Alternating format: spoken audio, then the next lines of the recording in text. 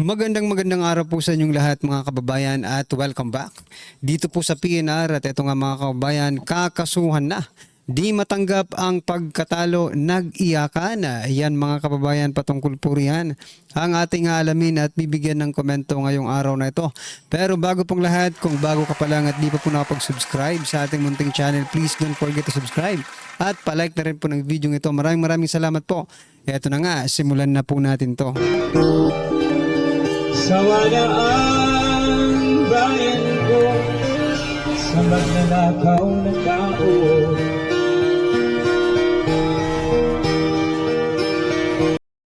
So yan mga kababayan, bago po natin pasadahan ang video ito, ito po mga kababayan, bigyan po muna natin ng kaunting reaksyon ang mga nagte-trending na mga balita dito po sa mundo ng social media. At unahin na nga po natin ito. Dahil nga po sa pagkapanalo, Senator Bato, pagbalik ng article of impeachment versus BP Sara, maituturing na tagumpay. Yan mga kababayan, syempre palakpakan po natin.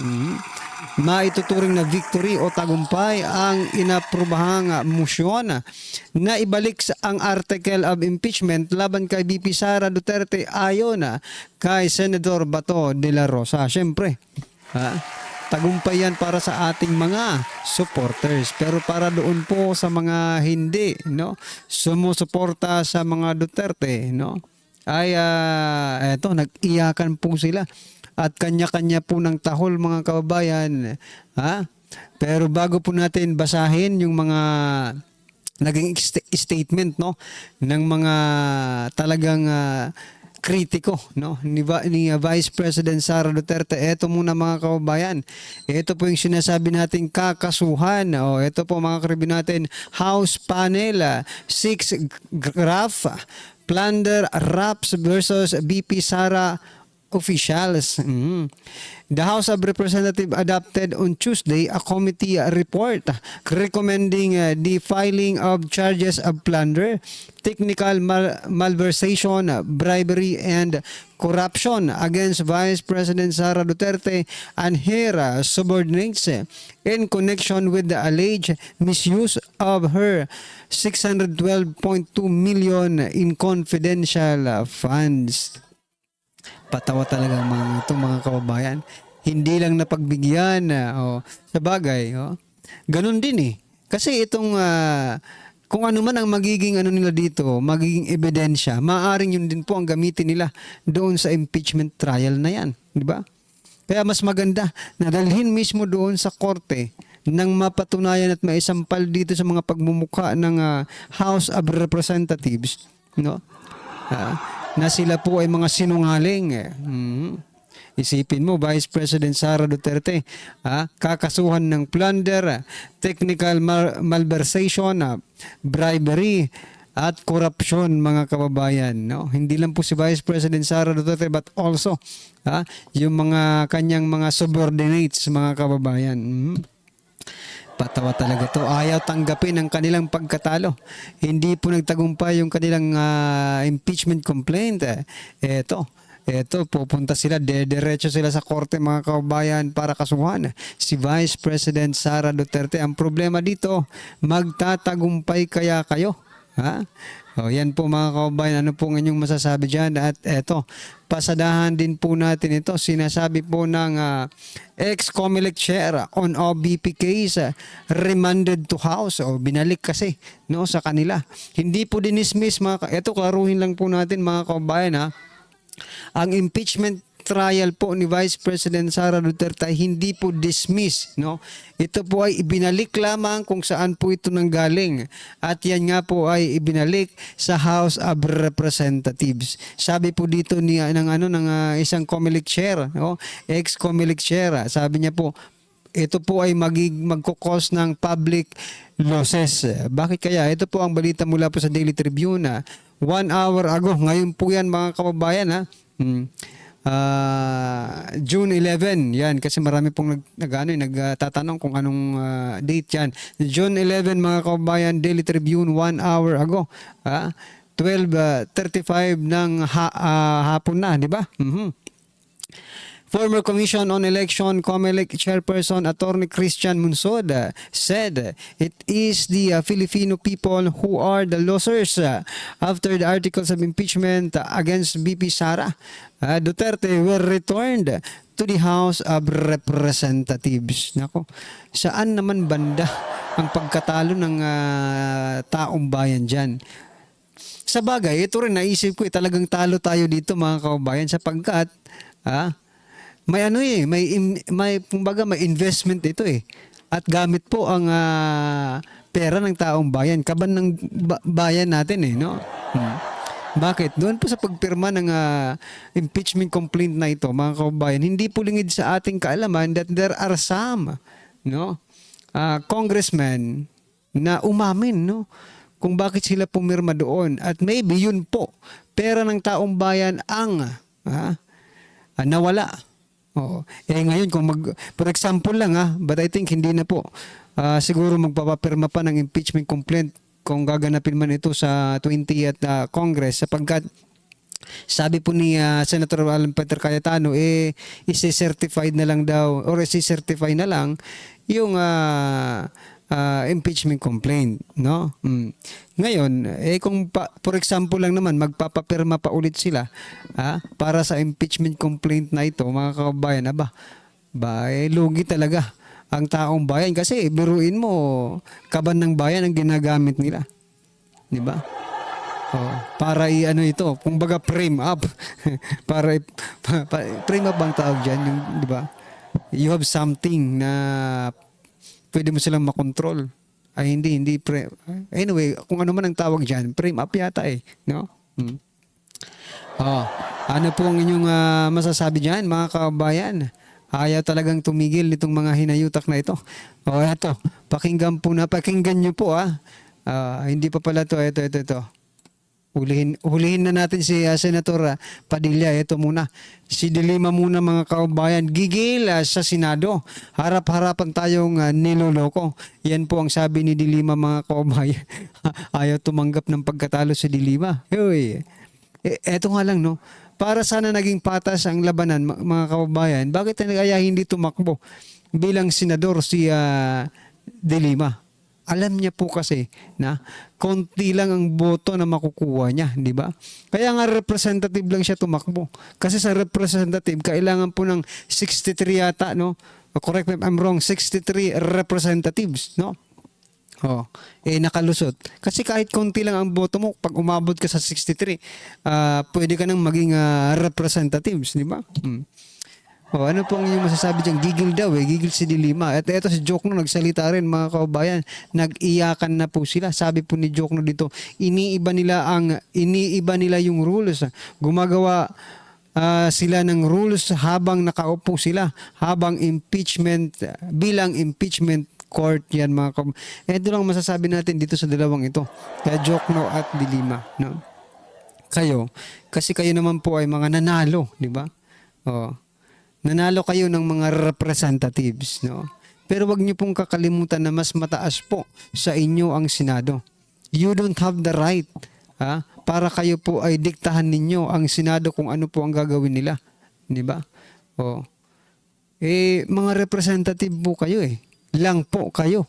Yun, mga senador po yun, mas malaki po ang mandato nila, no? Kaya dapat irespeto nyo whatever their decision is, no? Or whatever the decision are, di ba? Dapat kayo po ay sumusunod sa kung ano ang sabihin ng Senado. Ginagamit nyo palagi ang word na taong bayan hindi naman yan ang gustong mangyari ng taong bayan, di ba? Kaya nga si Senator Bato tinira sa Yunteveros. Anyway, eto ang last nating pag-uusapan bago natin i-play yung video, mga kababayan. Naka po. Ito ano rin ito, critics din po ito ng mga Duterte. Sabi po ni Antonio P. Contreras, hindi ko talaga maatim, no, na mas mataas ang sweldo nito sa akin. Tinutukoy niya po sa Senator Robin Padilla, no? At pera pa na galing na buwis ng bayan ang pinapang sweldo sa kanya. for your information, mga kababayan. I mean, sa'yo, sino to? Contreras. Oo nga, di ba? O, sabi po dito, ikaw ay valedictorian, PhD, no? At ikaw ay magaling mag-English, di ba?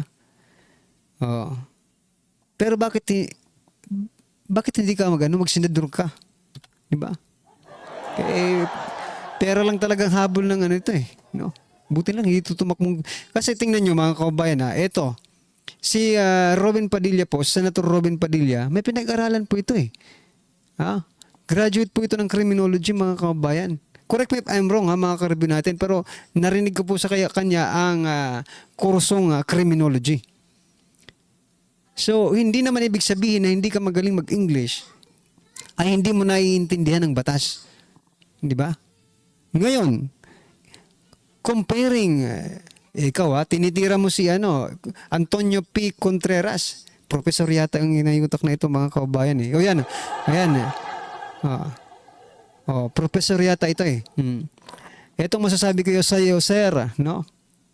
Kung tinitira mo si Senator Robin Padilla kasi inaakala mong wala siyang pinag-aralan at mababa ang kanyang pinag-aralan kesa sa'yo.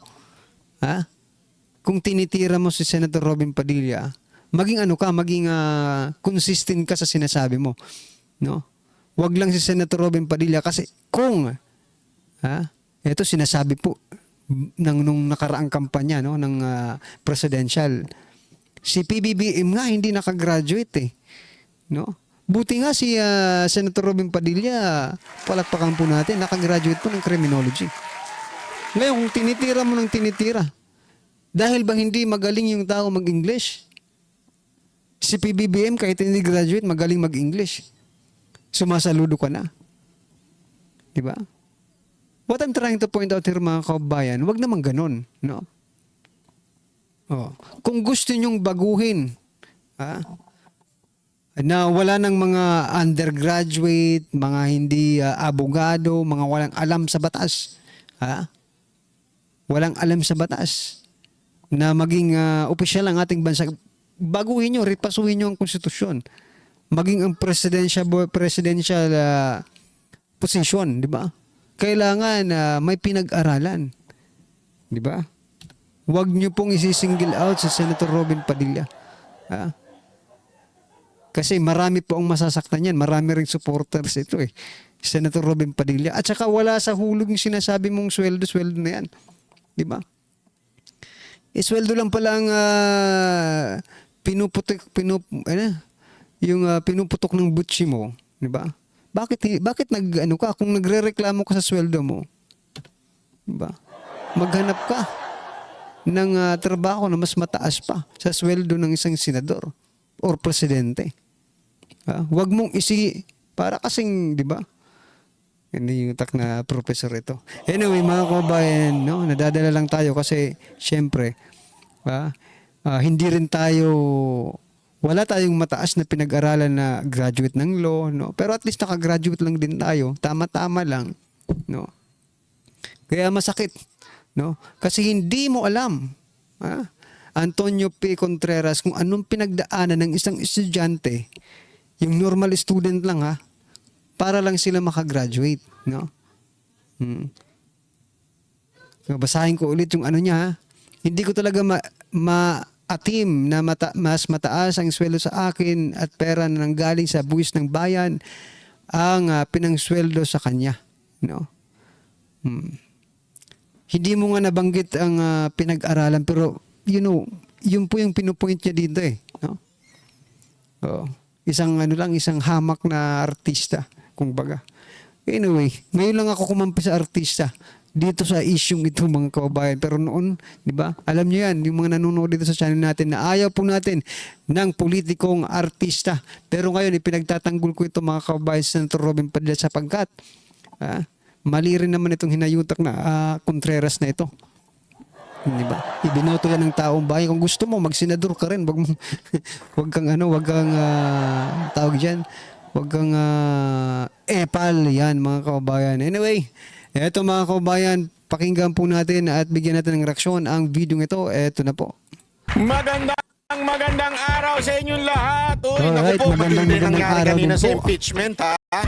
Malupit na malupit at talaga nga namang marami tayong nalaman. Ha? Isa na ho dyan, nalaman natin kung sino ang mga tanga at kung sino talaga ang may utak na kahit nilalait, meron naman pala talagang utak. Hindi kasi alam mo, ngayon mga kababayan, balita ko, ano daw, na out of stock ang tissue sa 7-Eleven, sa Uncle John's, na out of stock ang tissue kasi daw nag-iiyakan daw itong mga pinklawan. Bago! Ito daw mga ulul, ha? Talaga nga na mga iyak ng iyak dahil po siya nangyari sa impeachment. Nako, ano ho ba nangyari dyan sa impeachment? Iyan ang ating ipapaliwanag ngayong araw na ito. Pero bago po mangyari ang mga ganyang klaseng usapan, ulitin lang po natin mga kababayan, baka naman pwede mag-subscribe na po kayo kasi sa mga nanonood, 52% hindi nakasubscribe. Pero alam nyo nakita ko yung statistics medyo umaangat na po ito. Marami na po ang nanonood na nakasubscribe. Pero kung maaari pa, yung iba pa, yung remaining na nanonood, baka naman pwede hong tayo mag-subscribe. Okay. Ito na nga, pag-usapan na po natin para mas maunawaan natin. Talaga bagang tama ang ginawa ng mga senador o nagkaroon ng politika sa loob? Ano ba talaga nangyari? Pag-usapan natin yan. Okay, simulan na natin Ito munang balita na ito. Pasok. Sa botong 18-5, inaprubahan ng Senado na nag-convene na bilang impeachment court ngayong gabi ang mosyong ibalik ang articles of impeachment laban kay Vice President Sara Duterte sa Kamara. Saksi live, si Raffy Tima. Raffy? Pia, bukas pa sana magko-convene itong Senado bilang impeachment court pero ngayong gabi ay tila tapos na ang lahat matapos magdesisyon ang impeachment court na ibalik sa Kongreso ang bola. So yan mga kababayan, narinig nyo naman, tapos na ang lahat, kaya kayong mga Kongreso, tigilan nyo ng pagdadrama. Nung wala na kayong magagawa, eto na, final decision na po ito ng Senado. Ibabalik sa inyo, back to the sender nga yung nagtitrending ngayon Hashtag back to the sender. Sino bang sender? Edi kayo dyan sa House of Representatives, Sa sunod, agahan nyo kasi, Huwag kayong pa kupad-kupad dyan sa Kongreso para, di ba, kung mas maaga ninyong i-final yan, Edi mas maagang napag-usapan sa Senado. Tapos ngayon, sisisihin nyo ang Senado. Anyway, ano po ang inyong masasabi dito mga kababayan? I-comment nyo na lang po para at least alam po natin mga kababayan ang inyong opinion. Maraming salamat po. Please don't forget to like the video. Maraming salamat po. Sawa na ang bayan ko sa magnanakaw na tao.